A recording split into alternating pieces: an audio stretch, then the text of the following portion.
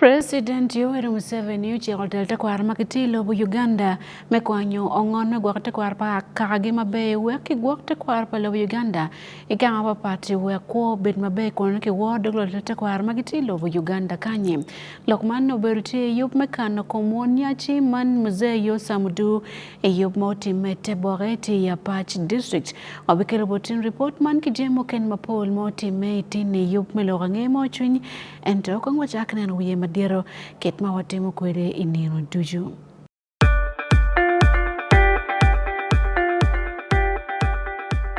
At least the one thing for now we can all agree on is the soap to use. He likes that it's big and lasts long. Anti-economy. I like that it keeps my skin smooth. Ate alina echovu. And the children like that. It smells amazing. Everyone is happy. Movit soap comes in 4 fantastic flavors. Movit family soap is truly soap for the whole family. Movit. All day confidence.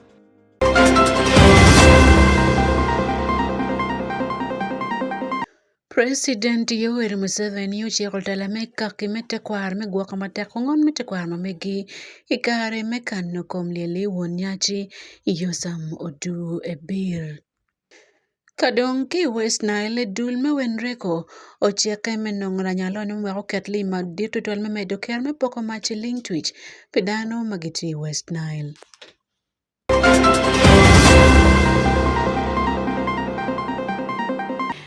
Amore hania Sunday Akumu mani yup melorange mauchuin. President Yoweri Museveni uleglo tela magitika doro tekwa apartment gany kalkidong tekela paruida magitilo bu Uganda megwako tekwa kyongon pakwer mamikidong ben kaka megiwek loke ochung matek porwen kilo bu Uganda. President Maobedu la kuma dite yup mekana komlieli man mzee yosa mudue bill kite bore sub county ngat mochung mekawai ayobe la kongo endi man meko Jessica Lupo yup mauti meching abichel enowai ni mono tie pa lokom do lobo del tolo polo du uchui kom tekwaro pakara duju maktilo man dok bene polkada me ko pa jemba ket mane pieretek pien mano ewe kwen kam ngati mone akiye no danu nge mabe totwal mzee yosa modu to kimwara pier wona bongwen ki otiat lira university matia mucham Lele yosa modu kenyala nde piru bichel mudunga bongwen imakale bichel mia bongwen ki piru bichel kia wila kabirmati ya kogoro ikin imane wone Israel ebi kidong mine dolotia atino la church pa Wan Luo television ni Jasper Egwel obelte eyub mekan komlili muzee yosam odu ebi otimeki teboreti ya bichel. Apapunde won nyahi melango yosam edure be chenga bichel rok melango kere jo amoya to pinga papa medi Uganda kan bindong be kare mekano do komeko e pachiture amati te bo sub county ya Patch District yoba melego mekano kome amelwa kapipi bino pong ide school mate bo primary amati te bo sub county ya Patch District kon lua hejo ame ya kabera papa bino be kare menyutu kerme yo wargi magiki ka berger kare mekano kome ipachiture amati te baheng Dr. Nixon Melera University Teaching Hospital en kono ichwalo ngo medong bin berger kare meti mere dewe ko lango berger kare merwenyo wona sigi koje enotiro pekano tikom apap yusam oduri ben. He came to the hospital with complaints of severe weakness, high-grade fever, confusion, and difficulty in breathing. On assessment, he was found to have exacerbation of asthma and severe community-acquired pneumonia. He was started on treatment, and from 5th to 9th, Muzee improved, but on the night of 10th, he wasn't. He became so breathless, and we contacted the anesthesiologist who reviewed Muzee and said even referral or intubation will not be of benefit. So Muse was maintained on treatment, and sadly Muse passed on at 4:21 a.m. on 10th of November 2025. Ya tehere ma teku monpel. Muse yosam wonyashi ubutiu achala witong mena machiel chake mwa tutumia chiel imira bongwen ipira bor wiabiro ituru na hikarame lao umiekuoko medoko wonyashi eno bera witong mena tek monpel ame hotel wa ber chalo lo ame monpel. Professor Alfred Olwa mekono bedo bishop melango da chikara mekono endi akwe yo chunyu kumu ibe kopo ba en kono chano joma papata me rog melango keredini potpo yere won nyashi melango man yosam oduri ber. His Holiness led Lango with integrity. Rotwa apapadong otelo Lango yura tiati with courage. In addition, I call upon the leadership of the kingdom to safeguard the customs of your people. This way, Africa's contribution to the cultural attainment of humankind will be fully appreciated. I thank the people of Lango for their continued support for the NRM government and for upholding the peace that was purchased at a high price by the gallant fighters of the NRA. Finally, the late Odur will be greatly missed by the family, relatives, friends, members of the royal family, Lango region, and the entire nation. I share with you the grief of this difficult moment and pray that God gives you strength and courage to go through it. May his soul rest in eternal peace. Yoweri Kaguta Museveni, President of the Republic of Uganda, 22nd November 2025. Rifleman! Salam Gamarahim! Yeshma!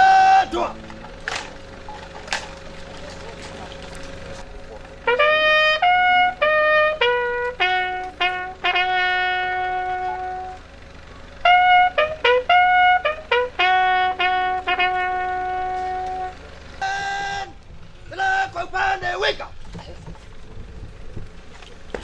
Fire!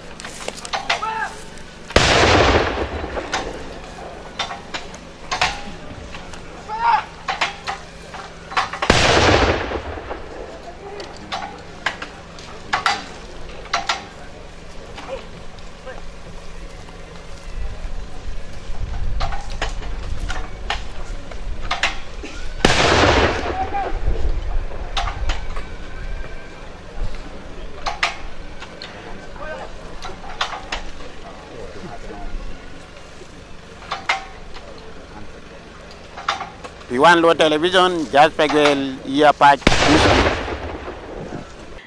Archbishop Megulu Archdiocese leo tena kwan magutieko kwan mameka bengo kwero tieko kwan mamro pemero wigi chamchana ogwake mataka dongo donye doktit magen giti ye kamoy ken wilogman omero ko pope berikit matim. Archbishop Raphael Pimonywarach owaine mon ke wilogman gangkwan Secretariat University Matiba de Laibi Division e karme kwer kwan protein kwan magoberuti yob motim metum chabeteni. Ismail Jacob Jones kele report man ki ibadeke Laibi Division. 31st of May, I constitute this assembly into the fourth graduation of University of the Sacred Heart Global. Machala Gangkwan University Achil, Magang Legame Katele Ocharom. Yup man Ochake Kilegam, Igangkwan man Matia Ibadeke Laibi Division, Igulu Sitim.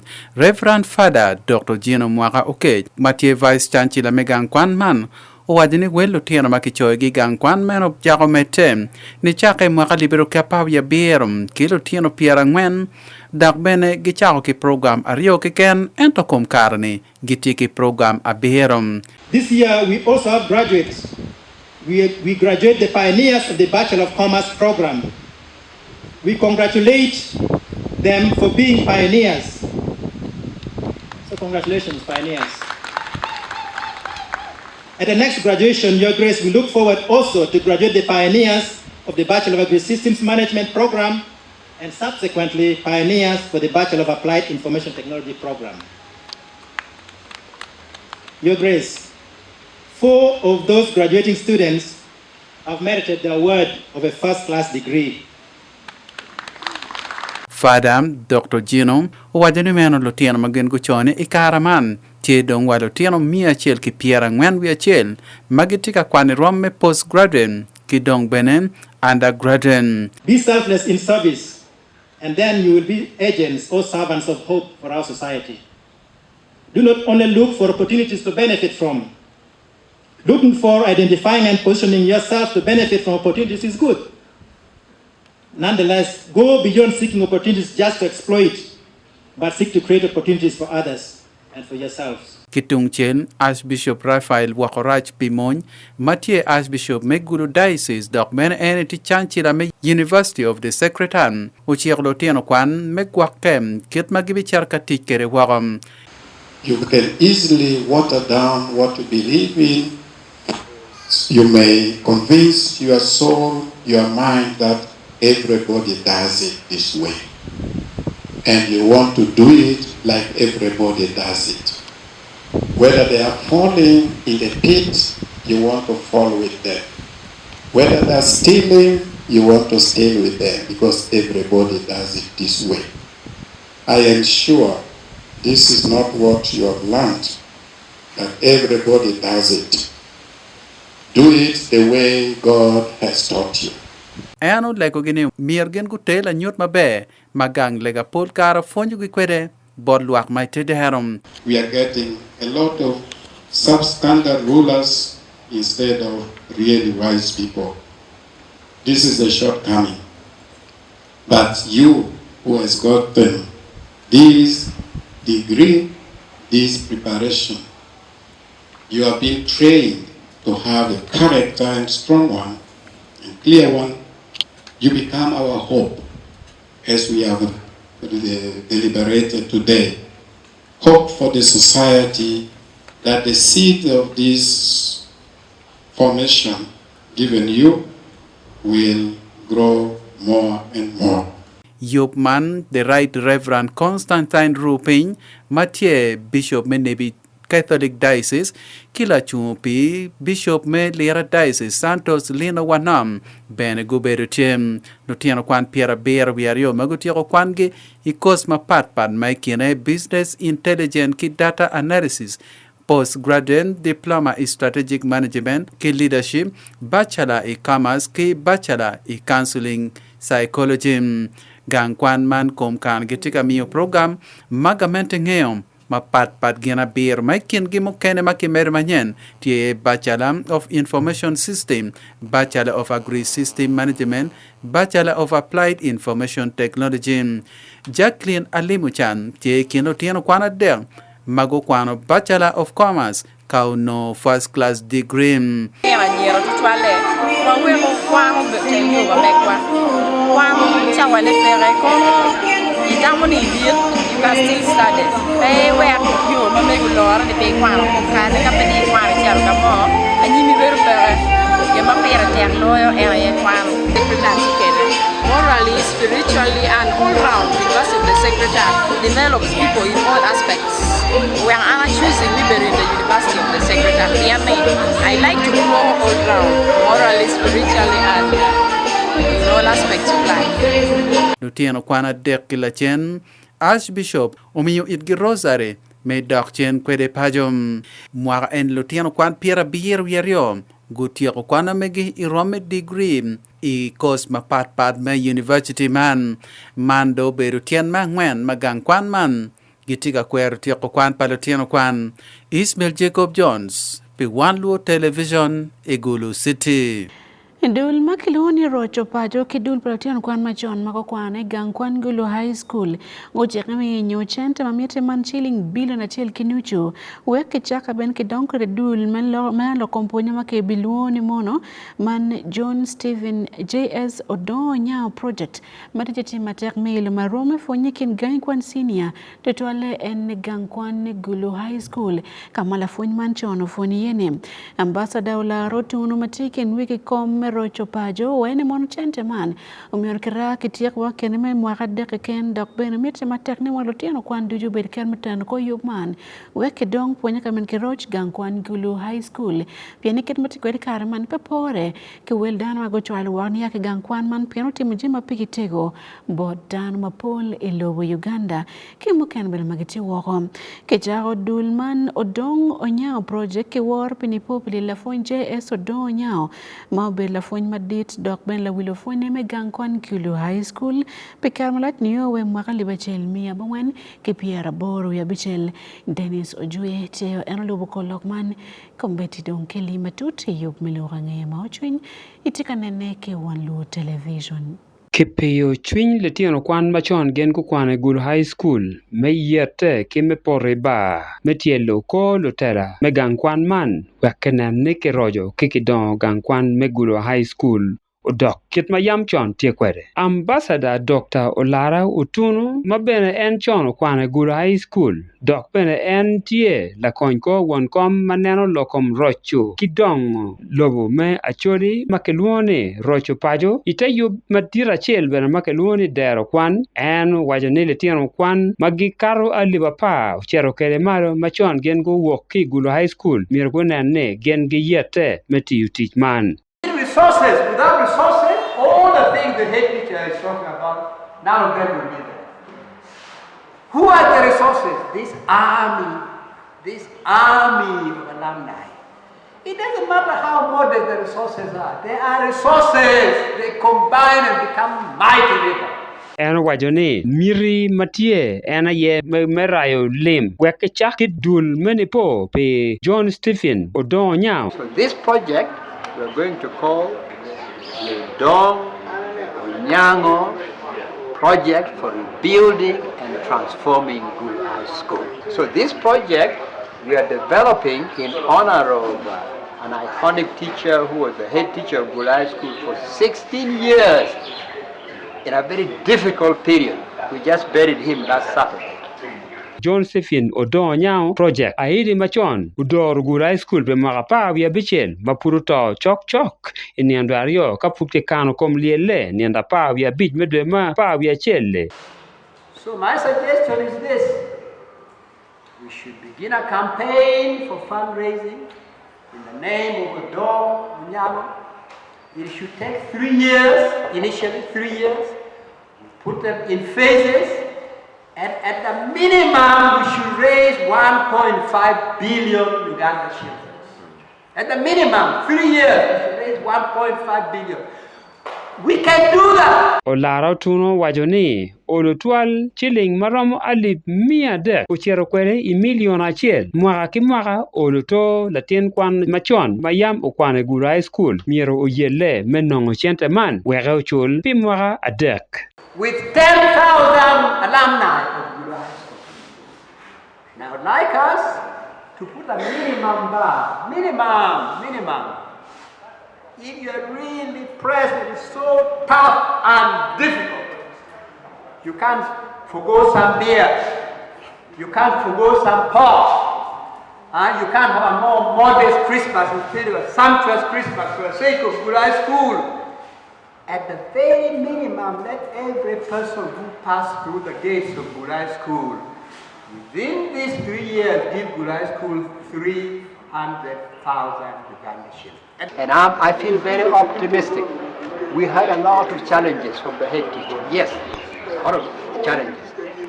But I also heard from what the head teacher presented to us incredible opportunities and promise that we should press to full advantage. But the key is the engagement of the old students, making it their project.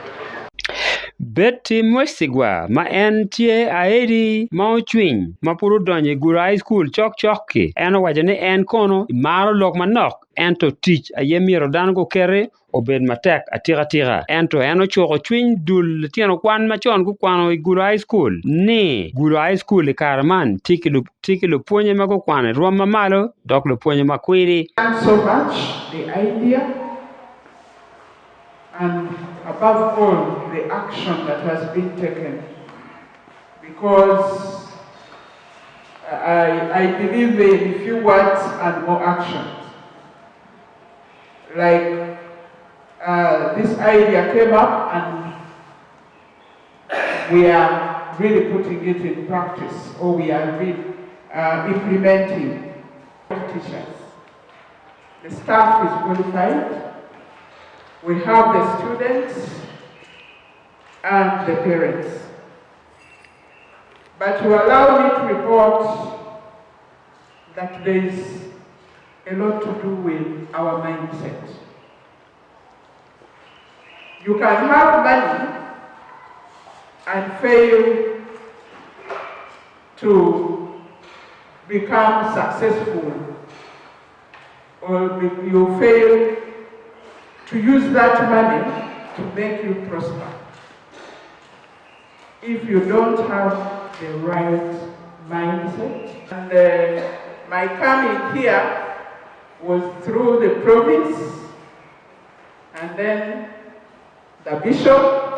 My first time to enter Gulu High, I was seated behind the bishop's car. We entered to look at the school, and then we got out.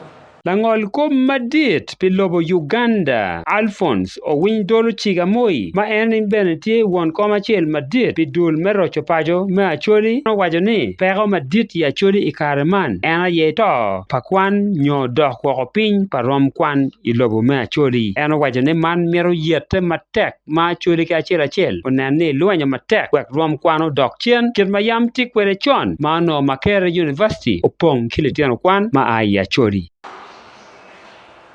Of all those lamentations, the one that is more than a tragedy, the one which is a total catastrophe, is the fall or absence of education in our area. The one that should worry you and me most is the collapse of education. Richard Wajiwu ma en tie president nyo latera widul paletiano kwan machon gen ko kwano Gulu High School o wajani meno ikaraman lutiano kwan machon kwano Gulu High School gen gitie katij matek meneno ni ki yobo dogola matek makaro chero igang kwan Gulu High School. Gusa came into being some many years back. Gulu High School is making 120 years. I was an old student in this school in 1996 to 99. To pick up a project through board, I think through management, the school management. By then there was a need for issues to do with the security and the gate, and we chose the gate project. Yob man kono ukele lutera mapol mago ki dul mapat ikina tiele tiano kwan machon go kwane Gulu High School lutera madon magidoro gang kwan me Gulu High School luponye kachel ki jo magen ki board magen ke miyo tam meneno ni gang kwan me Gulu High School don kachel ki diro madon magen gineno lok medoro ki rocho pajo to twale lok medero kwan ma miyo bene ineno man ki yabo atie dul makeluoni JS odon nyao project meneno neki don rom mekwan Gulu High School. Dennis Ojue Gulu High School, Gulu City. Hingenano aduki meke kidong jemo ken Mariam Totino kwan ki gang kwan ne chaki gang kwan me primary gang kwan makiluoni Ogoro Primary School matipo coin sub county Gulu district ekarman do chako doko la bol pe gang kwan mabejo makiti gang kwan primary neno giti lokom gwako rotian yaki primary chil niwe class abin wakoti ya kwan me primary kago mete bene iruam kwan mukene gang kwan mani kange furu cham gen ki kom ki dakben ko yobo keno mape balo yen mati wil me chilling million per biche wi beach ma wengti yo mapol magitiyo ken mugwa kabedo ma orumo wa ndaw ben gwak lo tiene gangkwan i Roma malo machalo yo achel me gwako be bedo polofonye ogor primary school dong kar mano chako bene tieko yubo odbari matiki Roma park wiye polofonye abich magitie ni otkwan pagament man gangkwan pagamente madong bene orikwan pagamente ma gero remo komgen waklo fwen go bechak gangkwan go ten ko fonye waklo teno kwan go kat Roma malo i gangkwan ogoro primary school man Pokony sub county achot mamewa man Christopher Nyero olemo gangkwan ogoro kongwanen matut download ko jima part magene tim ne melako mponyo ber Roma malo kabene waklo teno kwan go beti gangkwan ya class achel me primary niyowe class abiro Lok mamir maloy ponye lobu Uganda ochwalo wako nyuroni kom lutiano milion achiel magen chako kwan ikilaja achiel me porai mare pebene nujo ne ye tiyo kwan me porai mare man tie kamiyo luoro bot lunyoro lutela waki gamente menen ni lutiano go beri gang kwan gamente mete der me guru e mwaka libario kia pawi aboro o karo ke chik me pieto lutiano ki gang kwan ento kere ka bedni chiek makiet mano tie gai ponye mukene mapole gulu put pe ka keto chiek manitich Iogoro lanyual mia nyuagi ratila pa kimuranga ratila beach pepeto latiana chera chel petama chera chel Airi me ogoro Francis Ukelo wajo ni chaman nok mana yo weko gangkwano chako puru chammege pe gwako lotieno ichukul wan machalo school ogoro wachika dok man me cham school wa miyo lunch ke lotieno dujo e school ke lotieno miya abiyaro ki piara ngwen wi abichele che gien ma kikelo e school ba lu nyoro gi miyo gien bino kwere school ibino ki muranga kilo abich kanyo ke kila pa chi wan machalo school wano ni muranga jwi unyo mano peke kero gin mo ye pe yot twal olo gio chumio wakel teke project mi furo school garden wapero kombere ka ineno wapero bele nyanya tie muramo cabbage dong mere wachamo dong duongeo cabbage no ramo kene weng chi wapero ma wangwer cabbage ni wangwero ikin muranga wa onyo gen chamo tola gene bele nyanya eni bene wa fano wa ngwero mokene wa kero separate ka gitara morangi mere mokene wiye so gen chamo Ogoro tie ke lutieno kwan mia bero ke piara ngwen wi abichel chok ke gang kwan uteno kwot kidul me GI jet me lobo jermel me neno ni kaberu maurumo wa ke gwoko gen go yobo keno tero iwe limu duk milion piara bichel wi abich gero keno man uwek lok me yobo cham ke lutieno dogo yot keno ni pe balu yen pedunyo yero I wang latero dok cheko chamu yor yot chono no gangkwano goro tiyo kiyen tero triba dek pe tam kitam ento ikarikare metam me adek man uno wa triba chiel put pe ya utum Latero Barbara Raj unyako yom chwinye ki Wan Luo television ken matero ke keno manyen mando weko tich mere me yopo cham kilo tieno kwan udogo yot Kero en no tieno no kero mo be en kamo ni ti kero ma chwane kero ma chwane pa be ir kan no ngo ir no miyo ne to ir no miyo ne to Kimi ario kwa kuchwe di kero no diako wero tien gira ke yugo kero eni modo wadu a tero ki kero en kana friter ke rio ne tiena tiena la kayan yan para woter ke ni amane ge no ti mo be en no ki bar na wi yo mane pe mero yan no tiena Loloj me ogoro wajo ni gen meru gangkwan man ubed me labol igulu district kolo don komberi neno getie me yopo boarding bene wek lotiano chak burro ki gangkwan kare ka bed ni gang kwan ugoro tie ka timo jami mabejo mapol ento jami mokene chalo ot bedo palu puonye tie manok ugoro tie kilo puonya pa wi adek ento gamente meguru ugero ot bedo pelo puonye abichiel keken mano wego lu puonye mokene tie ka pango ot chien mwaka libario gi pierario wi adek aeri me ogoro ulok kelo nyore me goyo mari pwali weki get ot bati me ber mabe kilo puonye kombedi gero man ni woki kony me bati chimeti ki kega madul me chef the children umiyo dong choktum lupuonye mauno gi buru I ot lum ento bie dong ubalo wi ot man wago gin dong uchako bedo I ot batiman karika betni gero ne potie kawara nyim Harriet Atimu Court la do ponye gulu district opaka eri me ogoro ka ulega eri mukene me gulu me lubula bol mabe metela maa kibora eri me ogoro Christopher Nyego, Wan Luo Television, Egulu District. Hello gange mukene kitiago miyo luo bolwak ma Igulu City kabero muken matia juli me jolo luo me berketa mano yug me gwako kuchi nyimi yekde kar ma yenge bolo kuima butime bene mwaka manyene luo man joma ke luo geni Netherlands Institute for Multi-Party Democracy kache dulu muken mapat guten ke kuot menen gitiyu kachel me ponya nywali Uganda lako gwako kuchi kar me kuima tika bino mwaka manyene ali bari piru bichele dulu ma gutiara ti luo man yug mautime mala choj pa Wan Luo TV obelti e nyim chuk madit me gulu mati Gulu City man David Magere.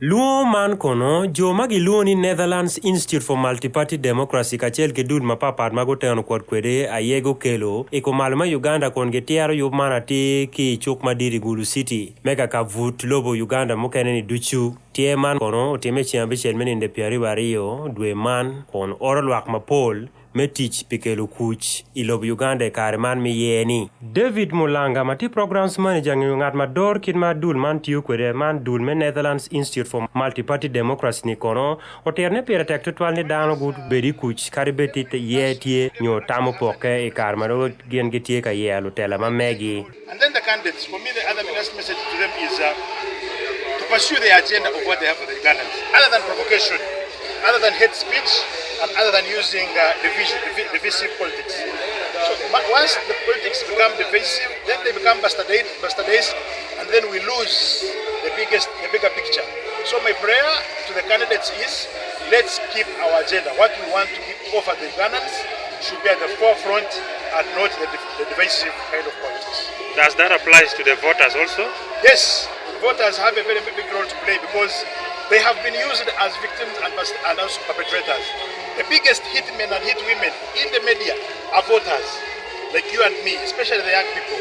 The people who pull down posters of people, the people who destroy the posters, who make phone calls abusing candidates are voters. So also for me, I want to call upon voters to desist from being used for negative acts because it spoils our country. Once this country is on fire, then each one of us loses. Dokas Alima, matingat matiyo ki dul mangiyo lok me yenyo Electoral Commission me Gulu City kono lego lwak me Gulu City. Me jolo luo man pian bike la loka matek tutwal ikwama megi tutwale kar me bolo kui. Me Uganda, dok matiyo ni miere kuchu betie kitmacho enini organization eni kitika timu nene. Pien la boy kuch Uganda wa pebere mabenyo environment yo kama wa beri ya pebere mabe tutwal tiwa lego wani ubero twero ni bechero ka bolo kui kai bolo kui ne achel eroni tira da pire te ka be yini bolo no yini bi king yero ngam makwiri maromo lokpe in yen kui achel ni eno no twan mamegi eno logo slogan mamegwa machala Electoral Commission wani your vote your voice or your vote counts. Amos Wambi Matiuki Media Challenge Initiative mandul mangio lok me poko lo angea kono. Yaro nene kum kit mapia tekwere ni lucho lo angea go mi ngech ma pore kare man mi bol kiwek po pi luak. We do that because we believe that stories that journalists tell are important in supporting communities move from point A to point B. Getting a bell twal nyo chwa mut awore twalo duono yome nyoya mono nyoy radio nyoy papara kwana kitoreken binagi pira tektual so in nyoni ochwa mut ena kuvuduono bodje malacha. And that's the reason why we joined this Let's Talk campaign, because we know that the media is a very important factor in how we receive information about elections and who we decide or what we decide to do during the election process. Sandra Adok tie dano me Gulu City konotero nene ekom luo man. Memi election mero.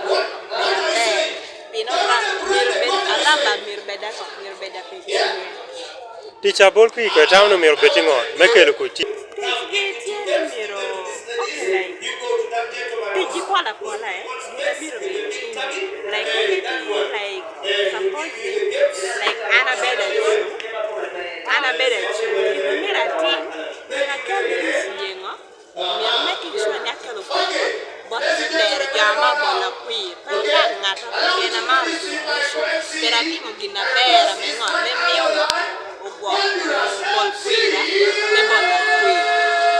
Inoni father from Mentos Ongaya, Matila Fondini, ite dini Orthodox. Tutwale ijae Megulu and Northern Uganda Diocese kono mio luopa Interreligious Council of Uganda mano bishop Nectarius ayeo miro okwan kono mio luo tutwale ekom kidme tikachel gwa okuch kibeber padano ekom kare man mi yeni. Especially during times when our collective choices may significantly impact our shared life and aspirations. This is particularly vital during the electoral period when the potential for selfish interest may override sober judgment and threaten our commitment to the common good. Lorange Wan Luo TV, David Magere, Gulu City.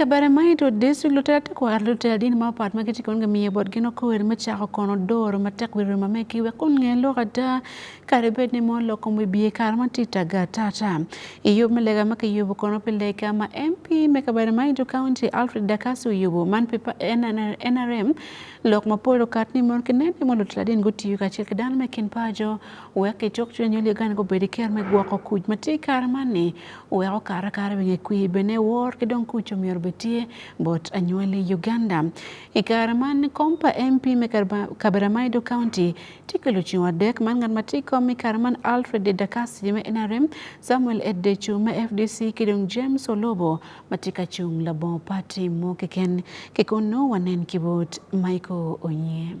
Not carry everything to God in prayer.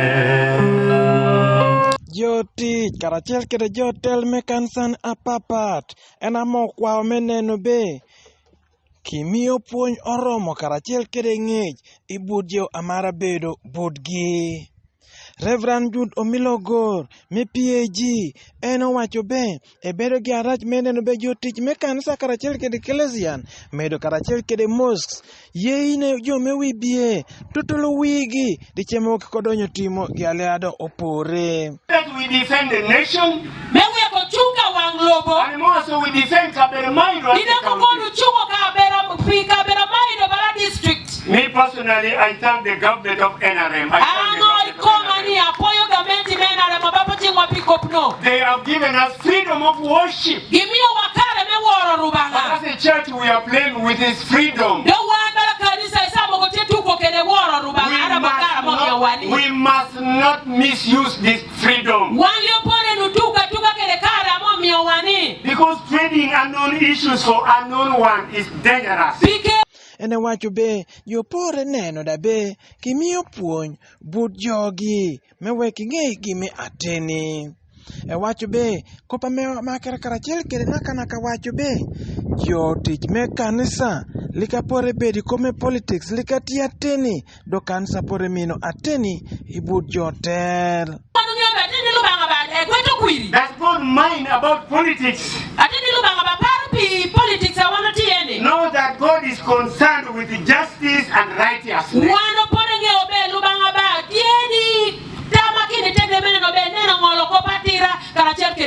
But through his people who vote in elections. So you and me stands on that gap to represent God. And if we are ignorant of all the processes in the government, as a church, how ignorant will our people therefore be? Man luber karachiel kede ilega ameda udo MP mebuku meka bermaido Alfred Edakasi oiko dipudlik echako timo kome campaign mere. Security in the home, it means there is security in the village.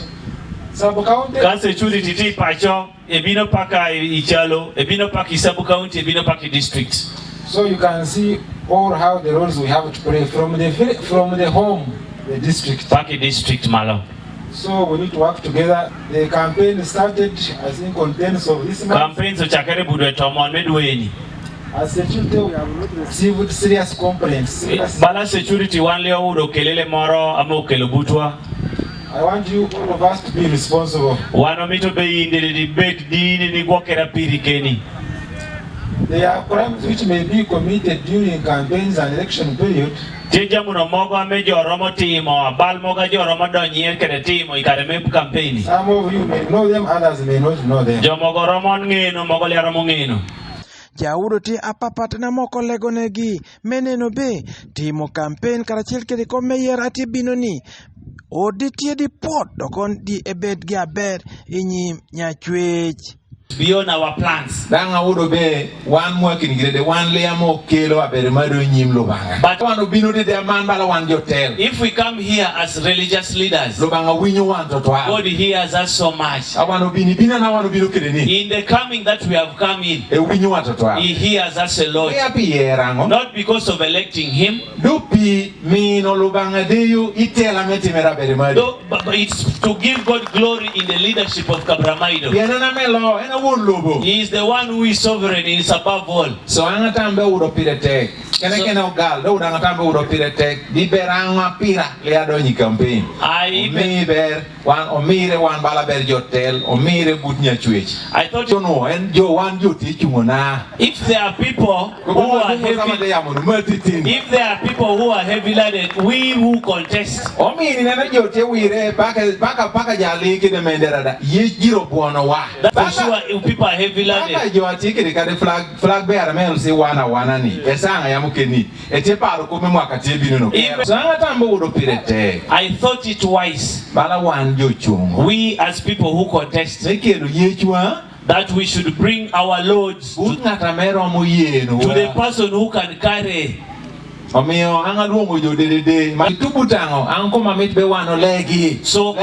on my side, I want leaders to pray for us. I want you leaders to pray with us. And then you work on it. Whether it is not a priority, but work on their needs.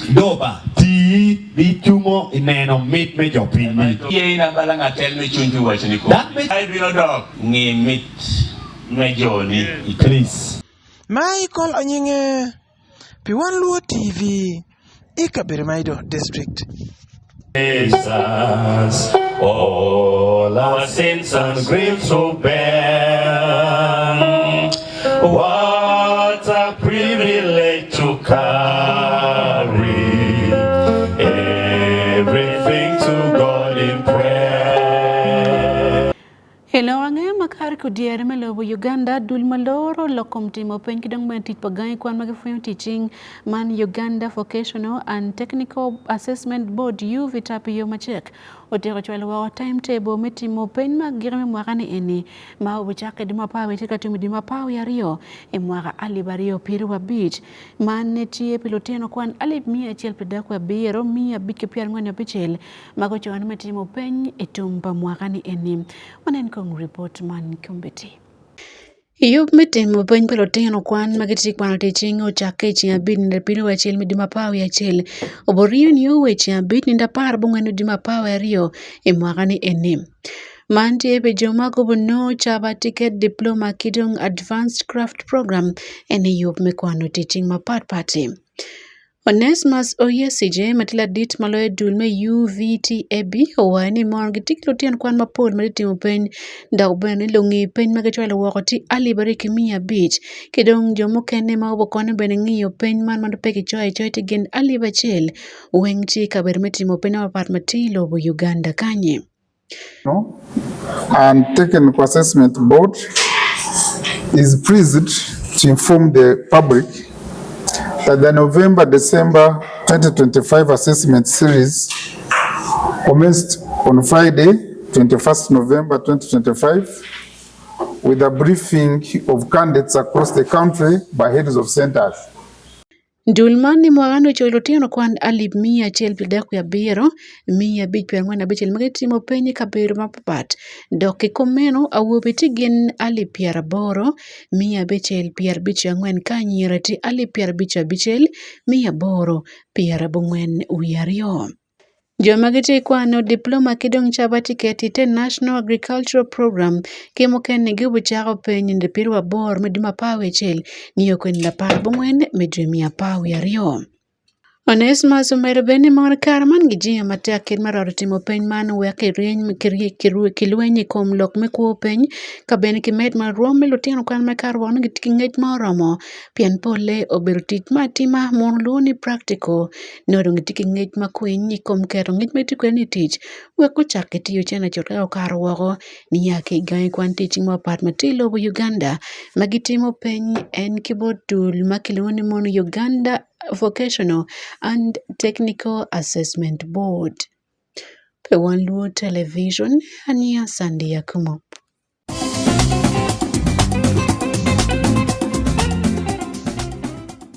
Hello kombi ya chara dul maleo poko mach iling tui chikin chara kabir mapol mati West Nile man wenreko yo matek go wani mon gibiti yo matek manongo jomagiti ker manyali mapoli ker ket mach loko miling tui weke med ker pa magen kimiyo bot dano makiti West Nile man gentine wodo matek biya chaka jem ken madano timo dok bene ubukel neno manyen pilwak magiti West Nile kuno kit maroba tariaka keli kwere kombiti kore. Kenneth Chigumba matila dit maleo dulme wenreko owani mawani kare man gitimie to kare man magitiko tila ping men kinu nyalo ni makar gin piara de ka wekolo to ibedi kare meket lima buka wek macho betie maromo dano weng. Approximately we have around 145 megawatts of available capacity right now, though it's projected to go to about 165 to 170 by the end of 2026. But as we speak right now, around 145 megawatts of available capacity in the region. This is from Nyagak 1, Nyagak 3, and the permanent national grid. Kabero ni karaman tiyo kimach megawatts abungwene keni kumad magen giburo mati maake national grid mati ye megawatts 145 maake kaburo mati karuma Nyagak 1 kidong Nyagak 2. Kero maj magiti bukane ki ewata ni tikon gin mapira tek mekupo dano ilayin maj madit palobo Uganda kilweni mono national grid. Chigumba dole gamente menene mono ikbiri ker ma kwanyo konomita meno mamiene boda nyuli Uganda magiti kabiro meno weke kupkin imaj. Meja Betty akelo otekat mati RCC mearua ofoye matak gamente pikono yup mikupu kindano magiti machi West Nile weko oi mach me national grid. Eno wani mono chiek mapera tek miano bed tie wako kon lutela magiti kabedo man medor ket mi miyo mad bot joma gikubo mad pa wekine man wen reko weko mi mach bot dano i West Nile. Montgomery abich me Arua Alfred Dokunzi wene mono wiyatino mono ker ma mad mamite kare meno tin makar wako mir pa mad matie ente kare mane kupo dane kom National Grid dong wel mano mete o weko ramo keto mabeto la nyalani madoma magitika bine West Nile no kero mach tima oromo pijem rin magen kimiro kale gane mon gamente ochul dane kabir makerie pol mach ling twitch o wek pada koloke odok pero ikin gang. Moses Akuma Odins Matiladit Maloya Dune West Nile Development Agenda Wenda Yomachek Owani Mono Kerman Madit Peratek Padan Bakitika Bereman Penny Mono Mete Ichuma Kedon Kabenmuken Manyalan Kitij Madon Mano Mete Ye Kero Mach Matek. Kidung chelo won komel se abich me koboko asirafu mambo owani mono poko machi kabero man futi matek peni mono wil me pol matila mal dok ben dano makimiro machi pekitiken wilo pol ka ben joma kitiki pol pekitiken me kupu maj potkin endo legani mono wen rekomiero duoko wil me kupu mach oruto beri wil me chiling alep mi adek ni miaka wil me chiling milion ariyo kinu chukulu magtikwede kan mawek dano go jowo loko mkwala mada kwala kin gang no dano wen kubet ki mach maikubu iyo manochekie. Kachoke mano birte me goro tame yobo ke me poko mach eling tuj bodan me West Nile ke bene no kit me kelo limping ke bene dan moken magi kiklo nyalonyo weko bin ni mapol e West Nile odongo mitimo biashara kedong joko muchoro ikin gang. Kelo ng'eya biashara Robert Ariaka Arua City.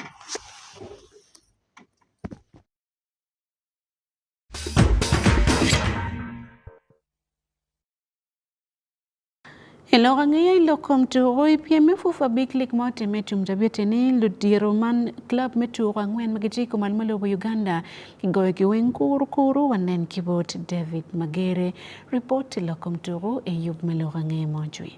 Peo bedo mayot to 12 bot team angwen magi aki ko malme Uganda ipiem turo me fufa big league mote me tum chabet man ip turo me chabet ma bongwen me piem turo me mwaka turo ali bare gi piru beach ali bare gi piru bichiel matika waranyim ipiem me fufa big league ino turo bedo lia to 12 kin teams ma papat ma aki ko malme Uganda kivut Uganda duchu turo mote me cheng chabet me ninde piariwa dek la woro ki ba tur mapapat mati Uganda ento ki gum marach tima chele keni ko malme Uganda ayepe ki goyogi ikum tima beach makitika piem mituruman kama Black Spur Football Club ayeo no tuene choy kum cho ento tim mukeni duchu gumar mach matek tutwal iturugi mecha bit mabungwen man ikin aduki turu mogu berutie kono ikin teams meko malme Uganda mapole gumar mach gen duchu ni tie kit man inoni Bright Stars Solitico ochanyo undu paraka Football Club golo ari kom tongweno kon Bunyaragur United Football Club go Nebi Central Football Club golo ari kom achiel inoni Kataka Football Club gen bene go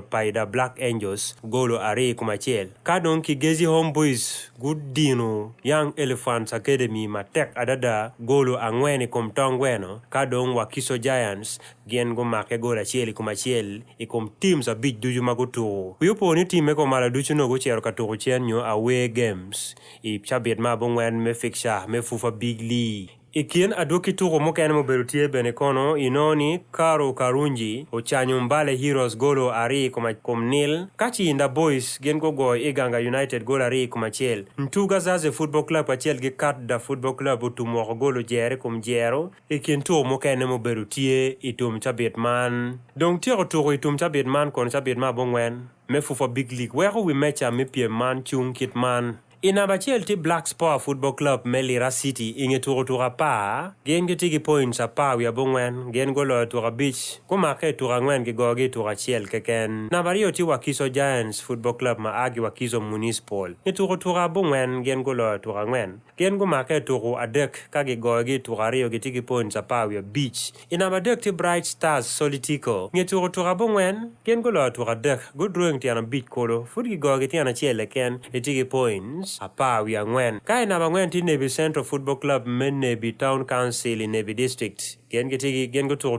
pa wi achiel wel to madong duong lo ipieman kama gen go lo adek ken go make to bich kolo gi go gitiana dek bene gitigi points pa wi angwen bene ina ma bich chigezi homeboys ma age ku por cheng me Uganda nge to wabu ngwen dong futgo lo ario ken to biro tie draw pia gi go gi to mo ken gitigi points pa wi adek ina bich el tikataka football club nge to wabu ngwen bene gen go lo olo to angwen gi make to achiel gi go gi bene tiana ngwen gitigi points pa wi adek ina ma biro ti Iganga United inge to pa gen go lo to angwen gen go make to achiel ken ge go gitiana bit kolo gitigi points pa wi adek bene kai na maboti kat da football club me Kampala City nge to bor gen go lo ario ken ku make tiana bichel kolo pia ge go gitigi points pa wi ario ina bungwenti Bunyaragur United Football Club ma agi ku porchieng me Uganda tutwale Rubirizi District ngetu to bor go lo adek ken gen go drawing tiana dek ki go gitiana rio gitigi points pa wi ario bene kai na patin tu Gazaze Football Club me Kampala City ngetu to bungwen gen go lo to ario ken ku make to bit ki go gitiana rio bene gitigi points pa wi achiel kai na pa wi achiel ti Young Elephant Academy Menwaya District ngetu to abungwen gen go lo to adek ken gen go make to ario gi go gitiana ngwen kolo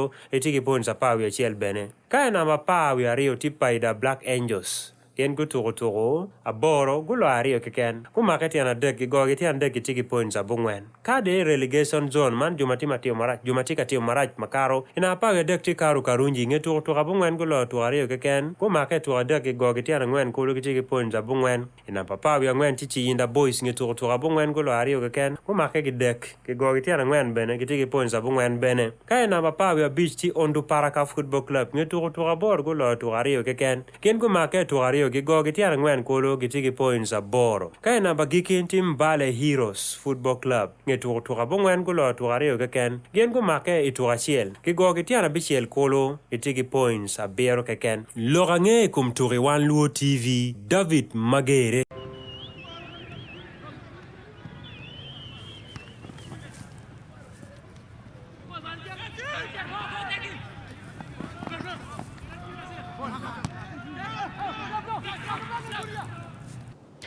Akare afoido chole no report meno ke mokene weng mokati pinti ne yup melo range mo chuni o ya giki pa yupania sande Akumu mete kene no Wan Luo television wipo wilipo bene social media wati Facebook, YouTube, X man Twitter kidong iman TikTok weng kinying ne Wan Luo TV Foch Madira Tirabote.